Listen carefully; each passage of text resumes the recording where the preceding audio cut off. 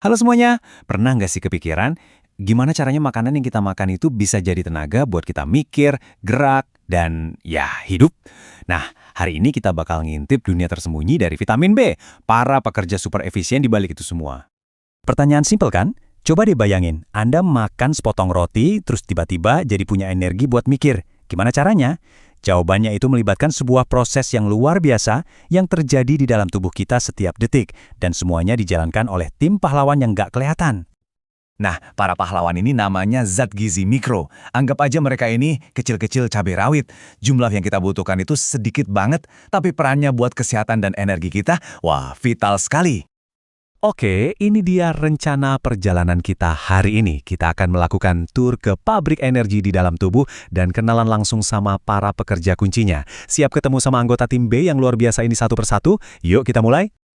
Oke, sebelum kita kenalan satu-satu, kita pahami dulu gambaran besarnya. Jadi, vitamin B itu bukan cuma satu vitamin. Anggap aja ini sebuah tim, sebuah geng, yang isinya beberapa vitamin. Masing-masing punya tugas sendiri, tapi mereka kerja bareng dengan sangat kompak. Yuk kenalan sama anggota pertama tim B, tiamin atau yang lebih kita kenal sebagai vitamin B1. Keahlian utama dia, mengubah karbohidrat jadi energi yang siap pakai. Jadi gini, setiap kali Anda makan nasi, roti, atau kentang, nah vitamin B1 inilah yang pertama kali turun tangan. Tugas utamanya adalah memecah karbohidrat itu. Ini langkah paling awal dalam proses pembuatan energi. Kebayang nggak? Tanpa B1, proses ini bahkan nggak bisa dimulai sama sekali. Nah, buat ngejalanin tugasnya, vitamin B1 ini butuh semacam alat bantu khusus. Di dunia biokimia, alat ini namanya koenzim. Biar gampang gini deh, anggap aja tubuh kita itu mobil. Nah, koenzim ini adalah kuncinya. Tanpa kunci, ya mesinnya nggak bakal nyala kan? Nah, ini poin pentingnya. B1 itu baru bisa kerja kalau dia sudah dalam bentuk aktifnya, yang disebut TPP. TPP inilah kunci spesialis yang bisa menyalakan mesin pengolah karbohidrat. Begitu mesinnya nyala, barulah energi dari makanan kita bisa dilepaskan dan dipakai oleh sel-sel tubuh. Ini fakta yang menarik banget soal vitamin-vitamin yang larut dalam air, termasuk B1. Jadi, minum suplemen B1 dosis tinggi itu sebenarnya nggak ada gunanya. Tubuh kita itu pinter banget. Dia cuma akan ambil sesuai kebutuhannya, dan kalau ada kelebihan, ya langsung dibuang lewat urin. Oke, kita lanjut ke anggota tim berikutnya, riboflavin alias vitamin B2. Kalau tadi B1 yang memulai prosesnya, nah B2 ini yang mengambil alih di tahap selanjutnya, di mana pelepasan energinya jadi lebih intens. Vitamin B2 ini punya dua alat bantu andalan, FAD dan FMN.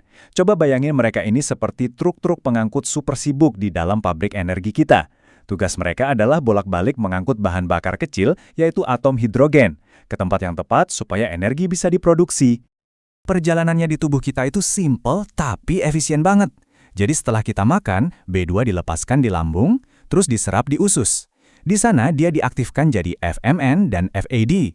Baru deh masuk ke aliran darah dan siap disebar ke seluruh tubuh buat kerja. Eits, tunggu dulu. Peran B2 nggak berhenti di situ. Dia ini ternyata juga pemain tim yang solid banget. Salah satu tugas sampingannya adalah ngebantu membangunkan anggota tim yang lain. Siapa ya kira-kira? Penasaran kan? Nah, sekarang kita sambut anggota berikutnya, niacin atau vitamin B3. Kalau vitamin ini mainnya di level yang lebih dalam lagi, yaitu di proses yang namanya pernapasan seluler. Keren ya? Niacin ini benar-benar pekerja serba bisa sejati. Alat bantunya yaitu NAD dan NADP itu penting banget buat hampir semua proses metabolisme. Mereka nggak cuma ngurusin karbohidrat, tapi juga lemak dan protein. Mereka ini pemain kunci dalam estafet energi di dalam sel kita. Dan disinilah kita lihat betapa kerennya kerjasama tim mereka.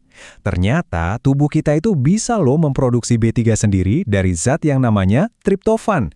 Tapi proses ini nggak akan jalan tanpa bantuan dari vitamin B2 dan vitamin B6. Ini bukti nyata kalau mereka itu saling bergantung satu sama lain. Oke, anggota terakhir yang akan kita bahas mendalam hari ini adalah vitamin B6 atau piridoksin. Kalau anggota tim yang lain tadi lebih fokus ke karbohidrat dan energi secara umum, nah B6 ini adalah spesialisnya protein. Nah, ini poin yang penting banget untuk diingat. Kebutuhan kita akan vitamin B6 itu sebanding lurus dengan berapa banyak protein yang kita makan. Jadi semakin tinggi asupan protein Anda, semakin banyak juga B6 yang dibutuhkan tubuh untuk mengolahnya dengan benar. Tapi jangan salah, B6 itu lebih dari sekedar ahli protein. Bentuk aktifnya, yaitu PLP, itu punya banyak banget bakat terpendam. Dia bantu bikin zat kimia di otak yang bikin kita happy, kayak serotonin. Terus dia juga berperan dalam pembentukan sel darah merah, ngebantu proses pembuatan B3 yang tadi kita bahas, dan bahkan bisa melepaskan cadangan energi dari otot. Wah, multitalenta banget kan?